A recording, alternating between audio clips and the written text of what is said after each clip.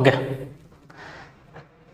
మనం షెడ్యూల్స్ గురించి తెలుసుకున్నాం ఈరోజు. మనం షెడ్యూల్స్ గురించి, షెడ్యూల్స్ అంటే ఏంటి, మనకు భారత రాజ్యాంగంలో షెడ్యూల్స్ ఎక్కడ పొందుపరచబడినాయి, షెడ్యూల్స్ భారత రాజ్యాంగం అమల్లోకి వచ్చినప్పుడు ఎన్ని ఉన్నాయి, ప్రజెంట్ ఎన్ని ఉన్నాయి, వాటి గురించి తెలుస్తున్నాం. అసలు షెడ్యూల్స్ అంటే ఏంటివి, అవి ఎక్కడ ఉంటాయి. షెడ్యూల్స్ మొత్తం మనకు భారత రాజ్యాంగం అమల్లోకి వచ్చిన డేట్ వచ్చేసి, భారత రాజ్యాంగం అమల్లోకి వచ్చిన సంవత్సరం 1950 జనవరి 26. భారత రాజ్యాంగం అమల్లోకి వచ్చే నాటికి మనకు షెడ్యూల్స్ సంఖ్య మొత్తం 8 ఉండేవి. 8 ఉండేవి. ప్రస్తుతం వచ్చేసి మొత్తం షెడ్యూల్ సంఖ్య 12 ఉన్నాయి. మనకు భారత రాజ్యాంగంలో షెడ్యూల్స్ సంఖ్య ప్రజెంట్ 12. 1950 జనవరి 26 మన భారత రాజ్యాంగం అమల్లోకి వచ్చే నాటికి షెడ్యూల్స్ సంఖ్య 8, ప్రజెంట్ 12. ఆ 12 ఏవి తెలుసుకున్నాం. ఇప్పుడు మనకి షెడ్యూల్స్ గురించి మనకు భారత రాజ్యాంగంలో చివరిలో పొందుపరచబడినాయి. మన భారత రాజ్యాంగ ప్రతిలో పుస్తకంలో, భారత రాజ్యాంగ పుస్తకంలో చివరన పొందుపరచబడినాయి. అసలు షెడ్యూల్స్ ఎందుకు రూపొందించారండి కనుక, మనకు మొత్తం భారత రాజ్యాంగంలో ఆర్టికల్స్ సంఖ్య మొత్తం 395, 395. ఆ నెంబర్ ఎప్పటికీ మారదు, అలాగనే ఉంటుంది. ఆర్టికల్ సంఖ్య 395 ఆర్టికల్స్ ఉన్నాయి. ఈ ఆర్టికల్స్లో కొన్నిటికి పూర్తి వివరణ అక్కడే ఉన్నది, ఇంకొన్నిటికి పూర్తిగా అర్థం చేసుకోలేని ఆర్టికల్స్కి సంబంధించి పూర్తి వివరణ ఇక్కడ షెడ్యూల్స్లో పొందుపరచడం జరిగింది. అంటే ఏవైతే హార్డ్గా ఉంటాయి ఆర్టికల్స్, వాటి యొక్క వివరణ లేదా వ్యాఖ్యానం ఇక్కడ ఈ లాస్ట్ షెడ్యూల్స్లో పొందుపరచడం జరిగింది. ఎక్కడైతే ఆర్టికల్స్లో ఎక్కువ హార్డ్నెస్ ఉంటాయి కనుక, అక్కడ అర్థం చేసుకోలేని పరిస్థితుల్లో ఉంటాయి కనుక ఆర్టికల్స్, అలాంటి కొన్నిటిని లాస్ట్లో భారత రాజ్యాంగం యొక్క ప్రతిలో చివరిలో పొందుపరచబడడం జరిగింది. ఫస్ట్ మనకు మొదటి షెడ్యూల్ ఇద్దాం. ఫస్ట్ షెడ్యూల్, భారతదేశంలో మొత్తం ఎన్ని రాష్ట్రాలు ఉన్నాయి మరియు ఎన్ని కేంద్రపాలిత ప్రాంతాలు ఉన్నాయి, వాటి పేర్లు ఏవి, వాటి భౌగోళిక సరిహద్దులు ఏవి, వాటి గురించి తెలిపే షెడ్యూల్ ఫస్ట్ షెడ్యూల్. మనకు భారతదేశంలో మొత్తం రాష్ట్రాల సంఖ్య 28, ప్రజెంట్ వచ్చేసి 28 రాష్ట్రాలు. మనకు 2019 కంటే ముందు 29 రాష్ట్రాలు అనేవి. 2019 ఆగస్టు 5 తర్వాత మనకు జమ్మూ కాశ్మీర్ రాష్ట్రాన్ని 2గా డివైడ్ చేయడం జరిగింది. 2 కేంద్రపాలిత ప్రాంతాలుగా డివైడ్ చేయడం, లడఖ్ మరియు జమ్మూ అండ్ కాశ్మీర్గా 2 కేంద్రపాలిత ప్రాంతాలుగా డివైడ్ చేయడం జరిగింది. దానితో మనకు రాష్ట్రాల సంఖ్య 1 తగ్గి 28కి వచ్చింది. మనకు మొత్తం 28 రాష్ట్రాల సంఖ్య 28. ఈ 28 ఏవైతే ఉన్నాయో, ఈ రాష్ట్రాలు మరియు వాటి పేర్లు మరియు వాటి భౌగోళిక సరిహద్దులు ఎంతవరకు ఉన్నాయని చెప్పేసి వాటి గురించి ఈ మొదటి షెడ్యూల్లో పేర్కొంటారు. భారతదేశంలో మొత్తం రాష్ట్రాల సంఖ్య 28, వాటి పేర్లు వాటి భౌగోళిక సరిహద్దుల గురించి పేర్కొంటారు. నెక్స్ట్, మన భారతదేశంలో మొత్తం కేంద్రపాలిత ప్రాంతాల సంఖ్య 7 ఉండేది. అది కాస్త 2019 ఆగస్టు 5 నాటికి 9కి చేరింది. ఆ సంఖ్య కేంద్రపాలిత ప్రాంతాల సంఖ్య 9కి చేరింది. 7 నుంచి 9కి చేరింది. అంటే జమ్మూ కాశ్మీర్ రాష్ట్రాన్ని 2గా డివైడ్ చేయడం కారణంగా జమ్మూ అండ్ కాశ్మీర్ మరియు లడఖ్ అనే 2 కేంద్రపాలిత ప్రాంతాలు ఏర్పడడం చేత ఆ సంఖ్య 9కి చేరింది. ఆ 9 కాస్త మళ్ళీ 2020లో మళ్ళీ 2020 జనవరి 2020 తర్వాత మనకు 8 కేంద్రపాలిత ప్రాంతాలు 8 కేంద్రపాలిత ప్రాంతాలు చేయడం జరిగింది. ఎందుకు 8 వచ్చాయంటే, ఒకటి తగ్గింది అంటే డయ్యూ డామన్ అండ్ దాద్రా నగర్ హవేలీని రెండింటిని కలిపి వేయడం జరిగింది. అంటే 2 కేంద్రపాలిత ప్రాంతాలు, డయ్యూ డామన్ మరియు దాద్రా నగర్ హవేలీ అనే 2 కేంద్రపాలిత ప్రాంతాలను ఒకటే దానిగా కలిపి వేయడం జరిగింది. కలిపివేయడం కారణంగా మనకు 9 నుంచి సంఖ్య తగ్గి 8కి వచ్చింది. ఈ 8 కేంద్రపాలిత ప్రాంతాలు ఏవి మరియు వాటి పేర్లు మరియు వాటి భౌగోళిక సరిహద్దుల గురించి తెలిపే షెడ్యూలే ఫస్ట్ షెడ్యూల్. మరియు వీటితో పాటు పేర్లు మరియు భౌగోళిక సరిహద్దులతో పాటు వీటిని ఏ విధంగా సవరించవచ్చు, వీటిని స్టేట్లను డివైడ్ చేసేటప్పుడు కానీ కేంద్రపాలిత ప్రాంతాలను డివైడ్ చేసేటప్పుడు కానీ ఏ విధంగా సవరించవచ్చు అని చెప్పేసి ఈ షెడ్యూల్ చెప్పడం జరిగింది. వీటిని సాధారణ మెజారిటీతో సవరించవచ్చు అని తెలుపుతుంది. సాధారణ మెజారిటీతో అంటే పార్లమెంట్లో సాధారణ మెజారిటీతో సవరించడం జరుగుతుంది. మనకు సాధారణ మెజారిటీ అంటే ప్రత్యేక మెజారిటీ అంటే మనం నెక్స్ట్ క్లాసుల్లో పూర్తిగా తెలుసుకుంటాం వాటి గురించి. సాధారణ మెజారిటీతో సవరించడం జరుగుతుంది. నెక్స్ట్ రెండవ షెడ్యూల్ వచ్చేసి సెకండ్ షెడ్యూల్లో మొత్తం 5 పార్ట్లు ఉన్నాయి. 5 పార్ట్స్, మొత్తం 5 భాగాలు ఉన్నాయి. ఈ 5 భాగాల్లో ఫస్ట్ పార్ట్ ఏ చూద్దాం. పార్ట్ ఏలో మనకి సెకండ్ షెడ్యూల్ పూర్తిగా ఇది జీతభత్యాలకు సంబంధించింది. జీత భత్యాలకు సంబంధించిన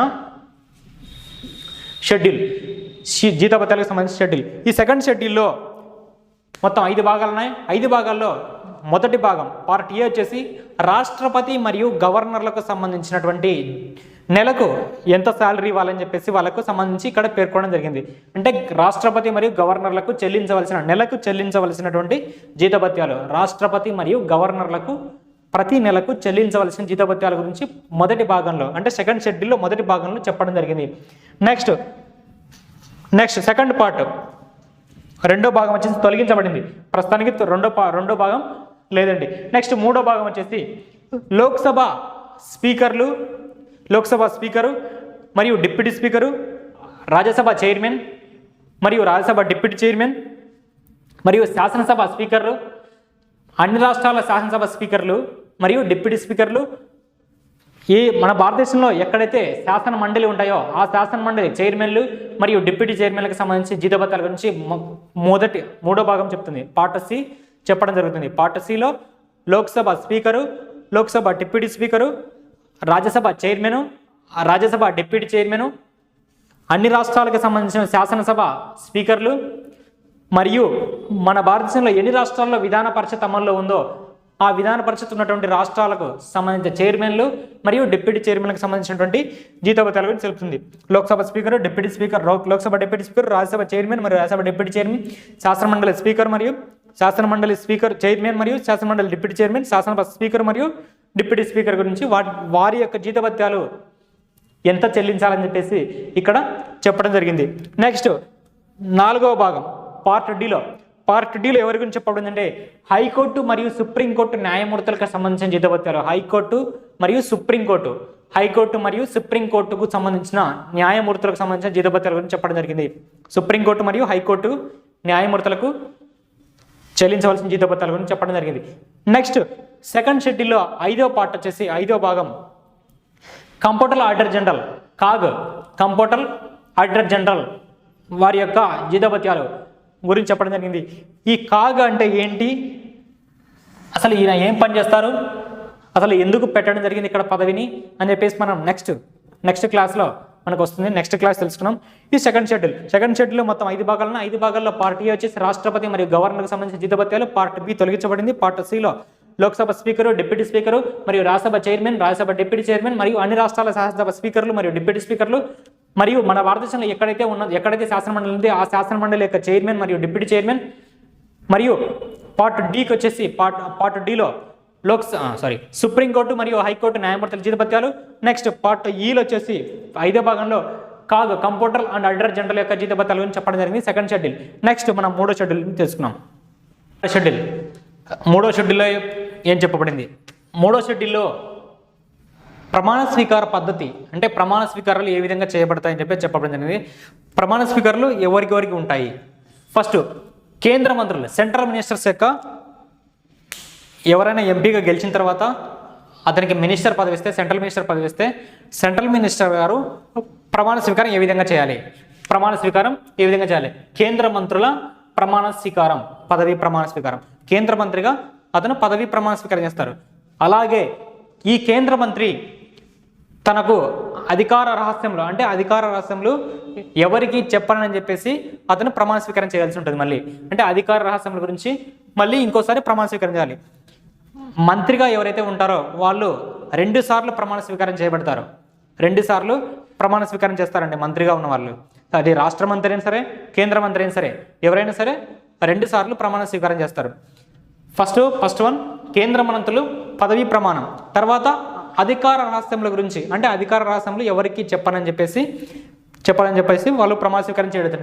అలాగే నెక్స్ట్ మూడోది, థర్డ్ వన్లో 2 ఉంటాయి. ఫస్ట్ వన్ చూడండి. పార్లమెంటు ఎన్నికల్లో ఎవరైతే పార్లమెంట్ ఎన్నికల్లో ఎంపీగా పోటీ చేయాలనుకున్నారో ఆ వ్యక్తి నామినేషన్ వేసే సమయంలో అక్కడికి వెళ్ళిన తర్వాత ఆ నామినేషన్ వేసే సమయంలో రిటర్నింగ్ అధికారి దగ్గర అతను ఎంపీగా నేను పోటీ చేస్తున్నా అని చెప్పేసి, నేను ఇంతే ఖర్చు పెడతాను అని చెప్పేసి, అంటే వాళ్ళ రూల్స్ బట్టి వాళ్ళు ప్రమాణ స్వీకారం చేస్తారు. ఎంపీగా ఎన్నికల్లో పోటీ చేసే అభ్యర్థి యొక్క ప్రమాణ స్వీకారం, ఎంపీ అభ్యర్థి ఎవరైతే ఉన్నారో అతను ఎంపీగా ఎవరైతే పోటీ చేస్తున్నారో ఆ ఎంపీ రిటర్నింగ్ అధికారి దగ్గర ప్రమాణ స్వీకారం చేస్తారు నామినేషన్ వేసే సమయంలో ప్రమాణ స్వీకారం. నెక్స్ట్ ఆ వ్యక్తే ఎవరైతే ఆ నామినేషన్ వేసిన పర్సన్స్ ఎవరైతే గెలుస్తారో గెలిచిన తర్వాత ఎంపీగా అవుతారు కదా, ఆ ఎంపీగా అయిన తర్వాత పార్లమెంటు సభ్యుడిగా ప్రమాణ స్వీకారం చేయాలి. మళ్ళీ పార్లమెంటు సభ్యుడిగా మళ్ళీ ప్రమాణ స్వీకారం చేయాలి. లోక్సభ స్పీకర్ ముందర ప్రమాణ స్వీకారం చేయాల్సి ఉంటుంది. లోక్సభ స్పీకర్ ముందర పార్లమెంటు సభ్యునిగా ప్రమాణ స్వీకారం చేయాల్సి ఉంటుంది. నెక్స్ట్ 4th వన్ సుప్రీంకోర్టు న్యాయమూర్తుల ప్రమాణ స్వీకారం. సుప్రీంకోర్టు న్యాయమూర్తుల ప్రమాణ స్వీకారం మరియు కంప్యూటర్ ఆడిటర్ జనరల్ యొక్క ప్రమాణ స్వీకారం. నెక్స్ట్ 5th వన్ రాష్ట్ర మంత్రుల ప్రమాణ స్వీకార పద్ధతి. సేమ్ ఇక్కడ సెంట్రల్ మినిస్టర్స్ ఏ విధంగా చేశారో సేమ్ అదే సిస్టంలో ఇక్కడ ఉంటుంది రాష్ట్ర మంత్రుల ప్రమాణ స్వీకార పద్ధతి. అలాగే సేమ్ ఇక్కడ అధికార రాష్ట్రముల గురించి చేసినారు కదా కేంద్ర మంత్రులు, ఇక్కడ రాష్ట్ర మంత్రులు అధికార రాష్ట్రముల గురించి ప్రమాణ స్వీకారం చేయాలి. అంటే మంత్రిగా ఉన్న వ్యక్తి 2 సార్లు ప్రమాణ స్వీకారం చేయాల్సి ఉంటుంది. 2 సార్లు ప్రమాణ స్వీకారం చేయాల్సి ఉంటుంది. నెక్స్ట్ 7th వన్లో ఏ చూడండి, రాష్ట్ర శాసనసభకు ఎవరైతే ఎమ్మెల్యేగా పోటీ చేస్తున్నారో ఆ వ్యక్తి నామినేషన్ వేసే సమయంలో రిటర్నింగ్ అధికారి దగ్గర ప్రమాణ స్వీకారం చేయాల్సి ఉంటుంది. అంటే నేను ఎమ్మెల్యేగా శాసనసభ్యునిగా పోటీ చేస్తున్నాను అని చెప్పేసి వాళ్ళు ప్రమాణ స్వీకారం చేయాల్సి ఉంటుంది. ఆ పర్సనే ఎమ్మెల్యేగా గెలిచిన తర్వాత ఎవరైతే ఉన్నారో ఆ పర్సనే శాసనసభ్యునిగా ఎమ్మెల్యేగా గెలిచిన తర్వాత మళ్ళీ స్పీకర్ ముందర శాసనసభలో మళ్ళీ ఇంకోసారి ప్రమాణ స్వీకారం చేయాల్సి ఉంటుంది. శాసనసభ్యునిగా ఎమ్మెల్యేగా ప్రమాణం చేయాల్సి ఉంటుంది. Next 8th one last one high court న్యాయమూర్తుల ప్రమాణ స్వీకార పద్ధతి. మొత్తం 3వ షెడ్యూల్లో మొత్తం 8 ఉంటాయి. 8లో ఫస్ట్ వన్ కేంద్ర మంత్రుల పదవి ప్రమాణ స్వీకారం. నెక్స్ట్ కేంద్ర మంత్రులు అధికార రాష్ట్రముల గురించి చేస్తారు. మళ్ళీ తర్వాత పార్లమెంటు ఎంపీగా పోటీ చేసే అభ్యర్థి యొక్క ప్రమాణ స్వీకారం, తర్వాత పార్లమెంటు సభ్యునిగా గెలిచిన తర్వాత ప్రమాణ స్వీకారం, ఆ తర్వాత సుప్రీంకోర్టు మరియు సుప్రీంకోర్టు న్యాయమూర్తుల పదవి ప్రమాణ స్వీకారం, కంప్యూటర్ ఆడిటర్ జనరల్ యొక్క ప్రమాణ స్వీకారం, తర్వాత రాష్ట్ర మంత్రుల ప్రమాణ స్వీకారం, అదేవిధంగా రాష్ట్రం యొక్క అధికార రాష్ట్రముల గురించి తెలిపే ప్రమాణ స్వీకారం, అదేవిధంగా తర్వాత శాసన సభకు పోటీ చేసే వ్యక్తి యొక్క ప్రమాణ స్వీకారం, శాసనసభ సభ్యునిగా గెలిచిన తర్వాత చేసే ప్రమాణ స్వీకారం, ఆ తర్వాత హైకోర్టు న్యాయమూర్తుల ప్రమాణ స్వీకారం. ఇవి మొత్తం 8. నెక్స్ట్ 4th షెడ్యూల్ 4వ షెడ్యూల్ ఇద్దాం. 4వ షెడ్యూల్లో వివిధ రాష్ట్రాలు మరియు కేంద్రపాలిత ప్రాంతములకు సంబంధించిన రాజ్యసభ సీట్ల గురించి, అంటే రాజ్యసభ సీట్లు ఏ విధంగా కేటాయించాలని చెప్పేసి ఇది చెప్పడం జరుగుతుంది. 4th షెడ్యూల్ అంటే మొత్తం 28 రాష్ట్రాల్లో ఏ విధంగా రాజ్యసభ సీట్లు కేటాయించాలి మరియు 8 కేంద్రపాలిత ప్రాంతాల్లో ఏ విధంగా రాజ్యసభ సీట్లు కేటాయించాలని చెప్పేసి ఈ 4వ షెడ్యూల్ చెప్పడం జరుగుతుంది. ఈ 4th షెడ్యూల్ చెప్పడం జరుగుతుంది. అంటే మనకు ఎక్కడైతే ఇక్కడ రాజ్యసభ సీట్లు ఉన్నాయో వాటి గురించి చెప్తుంది. దానికి సంబంధించిన article 4th clause 1, article 4 clause 1 మరియు ఆర్టికల్ 80 క్లాజ్ 2, ఆర్టికల్ 80 క్లాజ్ 2 ఈ 2 ఆర్టికల్స్ వీటి గురించి తెలుపుతాయండి రాజ్యసభ సీట్ల గురించి.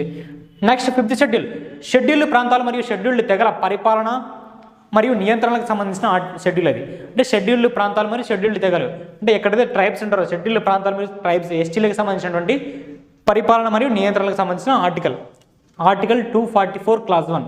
ఆర్టికల్ 244 క్లాజ్ 1లో వీటి గురించి చెప్పడం జరుగుతుంది.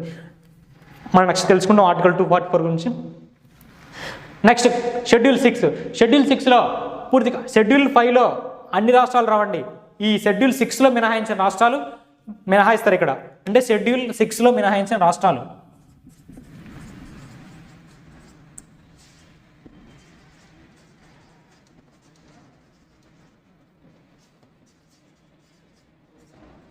షెడ్యూల్ 6లో మినహాయింపు రాష్ట్రాలు ఉంటాయి.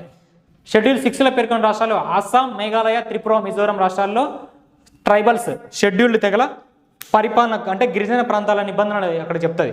అంటే సపరేట్గా షెడ్యూల్ 6 వచ్చేసి అస్సాం, మేఘాలయ, త్రిపుర, మిజోరం రాష్ట్రాల్లో గిరిజన ప్రాంతాల పరిపాలనకు మాత్రమే సంబంధించినది. ఇది అంటే అస్సాం, మేఘాలయ, ఆమె, త్రిమి అది మనకు గుర్తుపెట్టుకునే విధానం కన్ఫ్యూజ్ అవుతుంటారు ఎక్కువ మంది. ఆమె, త్రిమి అస్సాం, మేఘాలయ, త్రిపుర, మిజోరం రాష్ట్రాల్లో గిరిజన ప్రాంతాల నిబంధనలు పరిపాలన నిబంధనలు ఆర్టికల్ 244 క్లాజ్ 2 మరియు ఆర్టికల్ 275. ఆర్టికల్ 244 క్లాస్ 2 మరియు ఆర్టికల్ 275 క్లాస్ 1 వీటి గురించి చెప్తాను. ఇది నెక్స్ట్ 7th షెడ్యూల్ కేంద్ర రాష్ట్ర శాసన అధికారాల పరిధి. కేంద్రానికి మరియు రాష్ట్రానికి సంబంధించి శాసన అధికారాలు ఏ విధంగా పంచుకోవాలని చెప్పేసి చెప్పే షెడ్యూలే 7th షెడ్యూల్. దీనికి సంబంధించిన ఆర్టికల్ వచ్చేసి 246. దీనికి సంబంధించిన ఆర్టికల్ 246 కేంద్ర రాష్ట్రాల శాసన అధికార పరిధి ఎంతవరకు ఉంటుంది అంటే కేంద్రం ఏ విధంగా శాసనం చేయాలి, రాష్ట్రం ఏ విధంగా శాసనం చేయాలి అని చెప్పేసి చెప్పే షెడ్యూలే 7th షెడ్యూల్. దీనికి సంబంధించి ఆర్టికల్ 246. ఈ షెడ్యూల్ గురించి పూర్తిగా మనం తెలుసుకున్నాం ఇప్పుడు. ఓకే, నెక్స్ట్ మనకు 7th షెడ్యూల్ గురించి కంటిన్యూ చేద్దాం. 7th షెడ్యూల్ 7వ షెడ్యూల్లో కేంద్ర రాష్ట్ర శాసనాధికారుల గురించి చెప్పడం జరిగింది. కేంద్ర రాష్ట్ర శాసనాధికారులు ఆర్టికల్ నెంబర్ 246.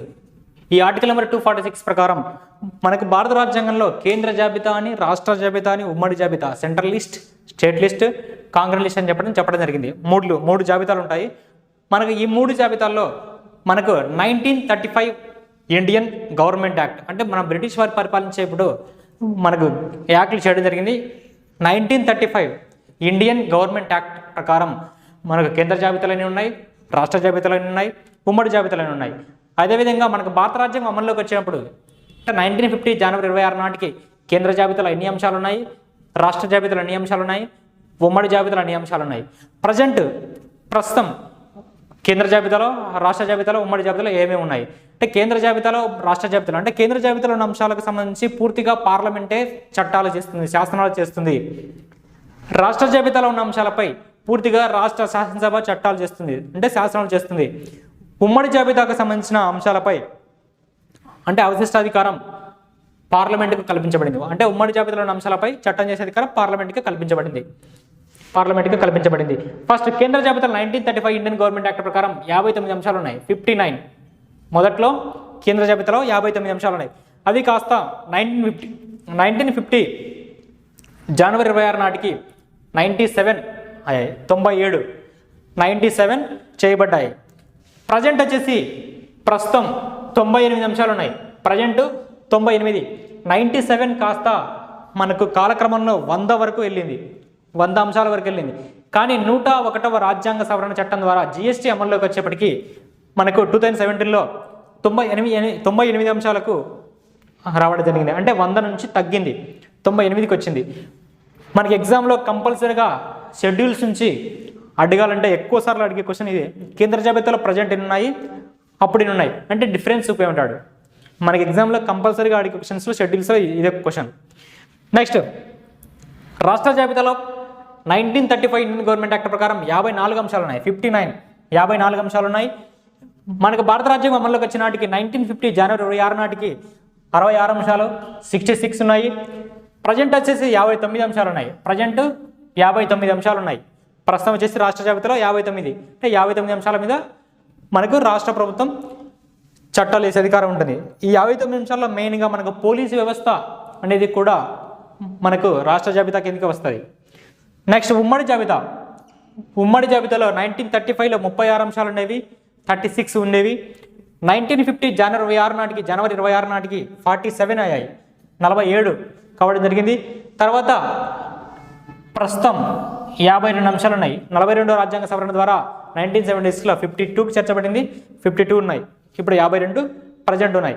అంటే కేంద్ర జాబితా, రాష్ట్ర జాబితా, ఉమ్మడి జాబితా కంపల్సరీగా central list, state list, Congress list వీటి గురించి మనకు ఎగ్జామ్లో కంపల్సరీ అడుగుతారు. వీటి గురించి బాగా తెలుసుకోండి. ఈ నెంబరింగే మనకు అడిగేది. అంటే ప్రజెంట్ 98 ఉన్నాయి. 1935లో కేంద్ర జాబితాలో ఎన్ని ఉన్నాయంటాడు. అంటే ప్రజెంట్ 98 అంటే కేంద్ర జాబితాలో అప్పుడు ఎన్ని ఉన్నాయి 59. అంటే అక్కడ కంపారిజన్ చేస్తారు. 1950 జనవరి 26లో రాష్ట్ర జాబితాలో అంశాల సంఖ్య 66 ఉండేవి. ప్రస్తుతం ఎన్ని ఉన్నాయి రాష్ట్ర జాబితాలో అంశాలు 59. ఆ విధంగా మనకు కంపారిజన్ చేసి అడుగుతారు ఎగ్జామ్లో. లేదంటే ఒక్కోసారి మనకు కానిస్టేబుల్ చిన్న ఎగ్జామ్స్లో డైరెక్ట్ క్వశ్చన్ వస్తుంది. కేంద్ర జాబితాలో ప్రస్తుతం అంశాల సంఖ్య ఎంత అంటాడు 98, లేదా ఉమ్మడి జాబితా అంశాల సంఖ్య ఎంత ఉంటాడు 52, లేదా డైరెక్ట్గా క్వశ్చన్ 1950 జనవరి 26లో కేంద్ర జాబితా అంశాల సంఖ్య ఎంత అంటాడు 97, రాష్ట్ర జాబితాలో 66, ఉమ్మడి జాబితాలో 47, 47. ఆ విధంగా మనకు కంపారిజన్ చేస్తూ లేదా డైరెక్ట్ క్వశ్చన్స్ అడిగే అవకాశం ఉన్నది. నెక్స్ట్ మనకు లాంగ్వేజెస్ భాషల గురించి చూస్తున్నాం. 8వ షెడ్యూల్ భాషలు. 8వ షెడ్యూల్లో భాషలు. భారత రాజ్యాంగం గుర్తించిన భాషలు ఎన్ని? మొదట్లో ఉన్నాయి, ప్రస్తుతం ఉన్నాయి. మనకు భారత రాజ్యాంగం అమల్లోకి వచ్చిన నాటికి 1950 జనవరి 26 నాటికి మనకు 14 భాషలు భారత రాజ్యాంగం గుర్తించబడింది. 14 భాషలు, 14 లాంగ్వేజెస్ను మన రాజ్యాంగం గుర్తించింది. 14 భాషలు. ప్రస్తుతం వచ్చేసి 22 భాషలు ఉన్నాయి. ప్రస్తుతం 22 భాషలు మన భారత రాజ్యాంగంలో చేర్చబడి ఉన్నాయి. ఈ 14 భాషలు, మొదట్లో ఉన్నటువంటి 14 భాషల్లో అస్సామీ, బెంగాలీ, గుజరాతీ, హిందీ, కాశ్మీరీ, కన్నడ, మరాఠీ, మలయాళం, ఒడియా, పంజాబీ, సంస్కృతం, తెలుగు, తమిళ్, ఉర్దూ. ఈ 14 భాషలు మనకి ఎగ్జామ్లో చాలా ఇంపార్టెంట్. 14 భాషలు అంటే ఈ క్రింది వాటిలో రాజ్యాంగం అమల్లోకి వచ్చినప్పుడు ఉన్నటువంటి భాష ఏది, లేదా ఈ క్రింది వాటిలో భారత రాజ్యాంగం గుర్తించిన భాషలో లేనటువంటిది ఏది, ఆ విధంగా క్వశ్చన్స్ అడుగుతారు, మనకి అడిగే అవకాశం ఉన్నది. 14 భాషలు అస్సామీ, బెంగాలీ, గుజరాతీ, హిందీ, కాశ్మీరీ, కన్నడ, మరాఠీ, మలయాళం, ఒడియా, పంజాబీ, సంస్కృతం, తెలుగు, తమిళ్ మరియు ఉర్దూ. ఈ 14 భాషల గురించి నేర్చుకోండి. తర్వాత మనకు ఇక్కడ కాలక్రమంలో ఈ 14 కాస్త 22 అయింది, 22. అది ఎప్పుడెప్పుడు అయింది. తర్వాత 14 తర్వాత 15వ భాషగా మనకు భారత రాజ్యాంగంలో సింధీ భాషను చేర్చడం జరిగింది. సింధీ భాషను చేర్చడం జరిగింది. సింధీ భాష 1967 1967 సంవత్సరం 21వ రాజ్యాంగ సవరణ చట్టం ద్వారా 21st కాన్స్టిట్యూషనల్ అమెండ్మెంట్ యాక్ట్ ద్వారా సింధీ భాషను చేర్చడం జరిగింది. 15వ భాషగా సింధీ భాష 1967 21వ రాజ్యాంగ సవరణ చట్టం ద్వారా చేర్చడం జరిగింది. నెక్స్ట్ 15 తర్వాత మనకు చాలా సంవత్సరాల తర్వాత 16, 17, 18 భాషలు చేర్చబడినాయి. 16, 17, 18 భాషలు కొంకణి, మణిపురి, నేపాలీ భాషలు 16, 17, 18 భాషలుగా చేర్చడం జరిగింది. అవి 1992 మనకు పివి నరసింహారావు గారు ప్రధానమంత్రి ఉన్నప్పుడు 16, 17, 18 భాషలు కొంకణి, మణిపురి, నేపాలీ భాషలను 1992లో 71వ రాజ్యాంగ సవరణ చట్టం ద్వారా చేర్చడం జరిగింది. 71st కాన్స్టిట్యూషనల్ అమెండ్మెంట్ యాక్ట్ 71వ రాజ్యాంగ సవరణ చట్టం ద్వారా చేర్చడం జరిగింది. నెక్స్ట్ ఇంకొన్ని సంవత్సరాలకు, ఇంకో 10 years తర్వాత మళ్ళీ 19, 20, 21, 22 భాషలను, తర్వాత బోడో, డోగ్రీ, మైథిలి, సంతాలి భాషలను 19, 20, 21, 22 భాషలను 2003వ సంవత్సరంలో 92వ రాజ్యాంగ సవరణ చట్టం ద్వారా 92nd కాన్స్టిట్యూషనల్ అమెండ్మెంట్ యాక్ట్ ద్వారా బోడో, డోగ్రీ, మైథిలి, సంతాలి భాషలను చేర్చడం జరిగింది. మనకు రాజ్యాంగ సవరణలు లాంగ్వేజెస్లో గుర్తు రాకుంటే మనకి ఈ విధంగా గుర్తుపెట్టుకోవచ్చు. 21st మొదటిసారి చేర్చడం జరిగింది. తర్వాత 71 2 చేస్తే 92, 21st 71 చేస్తే 92, 92 రాజ్యాంగ సవరణ. మొత్తం 3 సార్లు సవరణ చేసి మిగతా 8 భాషలు చేర్చడం జరిగింది. అదేవిధంగా మనకు కేంద్ర అధికార భాష ఉందా అంటే కేంద్ర అధికార భాష ఉన్నది. కేంద్ర అధికార భాష దేవనాగరి లిపిలో ఉన్నటువంటి హిందీ.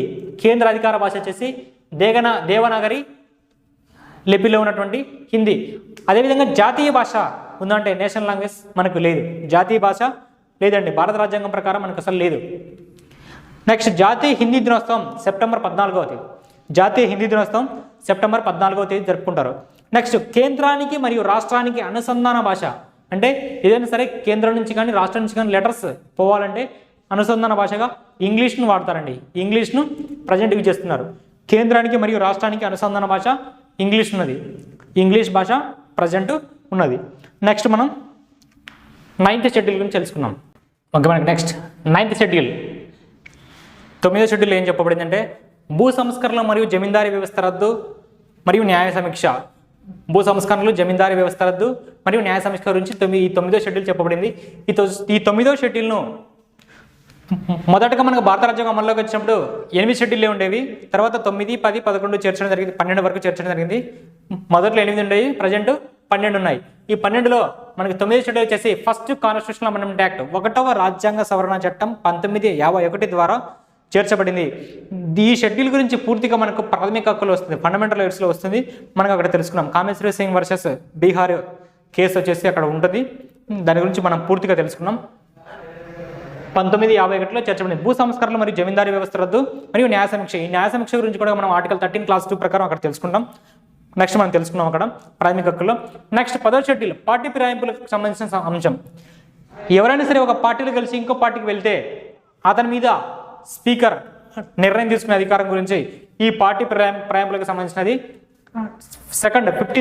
52వ రాజ్యాంగ సవరణ చట్టం 1985 ద్వారా మన రాజీవ్ గాంధీ ప్రధానమంత్రి ఉన్నప్పుడు చేయడం జరిగింది. పార్టీ ఫిరాయింపులకు సంబంధించిన చట్టం షెడ్యూల్ వచ్చేసి 1985 52వ రాజ్యాంగ సవరణ చట్టం. నెక్స్ట్ 11వ షెడ్యూల్ వచ్చేసి పంచాయతీరాజ్ సంస్థల విధులు తెలుపుతుంది. పంచాయతీరాజ్ సంస్థల విధులు అంటే గ్రామ పరిపాలన, మండల పరిషత్, గ్రామ పరిషత్, మండల పరిషత్ మరియు జిల్లా పరిషత్ గురించి చెప్పబడుతుంది.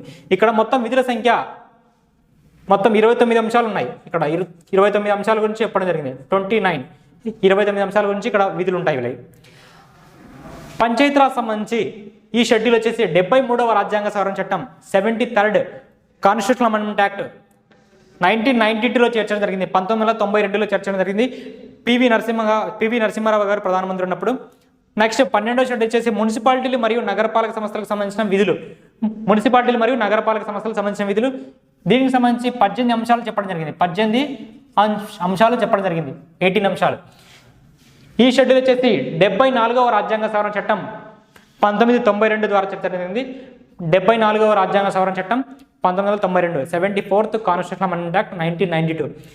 ఈ 11 మరియు 12 ఈ రెండు షెడ్యూల్స్ ఒకేసారి అమల్లోకి వచ్చాయి. అవి 1993లో అమల్లోకి వచ్చాయి. 1993లో అమల్లోకి రావడం జరిగింది. వీటి గురించి సపరేట్ క్లాస్ ఉంటుంది మనకు. మున్సిపాలిటీలకు సంబంధించి, గ్రామ పరిపాలనకు సంబంధించి పూర్తిగా మనం తెలుసుకుంటాం. ఓకే, షెడ్యూల్స్ గురించి. నెక్స్ట్ మనం పార్ట్స్ గురించి చూద్దాం. నెక్స్ట్ క్లాస్లో మనం పార్ట్ గురించి తెలుసుకున్నాం. Okay, thank you.